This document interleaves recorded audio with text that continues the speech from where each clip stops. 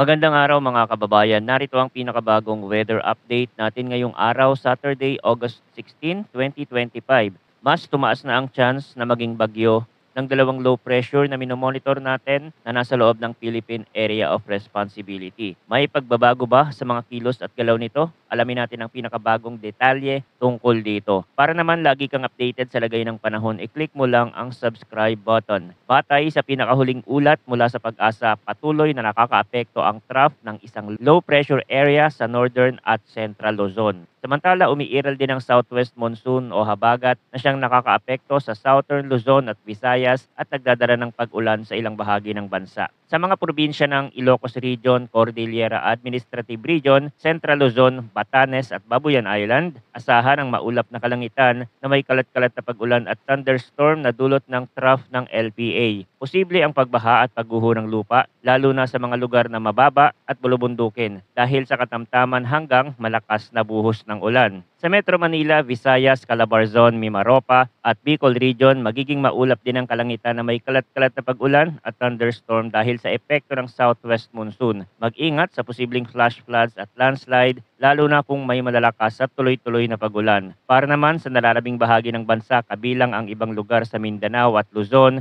magiging bahagyang maulap hanggang maulap ang kalangitan na may mga pag-ulan o thunderstorm dulot ng localized thunderstorm. Bagamat mas magaan ang kondisyon ng panahon sa mga lugar na ito, dapat pa ring mag-ingat sa biglaan at malalakas na buhos ng ulan na maaaring magdulot ng pagbaha o landslide. Sa kondisyon ng hangin at karagatan, ang kanlurang bahagi ng Luzon ay makakaranas ng katamtamang lakas ng hangin mula sa tibok kanluran hanggang timog silangan na may katamtamang taas ng alon na aabot mula 1.2 hanggang 2.5 meters. Sa hilagang bahagi ng Luzon, asahan ang katamtamang hangin mula timog silangan hanggang silangan na may alon na may taas mula 1.2 hanggang 1.8 meters. Para naman sa nalalabing bahagi ng bansa, magiging mahina hanggang katamtaman ang hangin mula timog hanggang timog kanluran na may banayad hanggang katamtamang taas ng alon mula 0.6 hanggang 1.8 meters. Ngayon naman ay dumako tayo sa Tropical Cyclone Threat Potential Forecast na inilabas ng Pag-asa kahapon. Para sa unang linggo mula August 15 hanggang 21,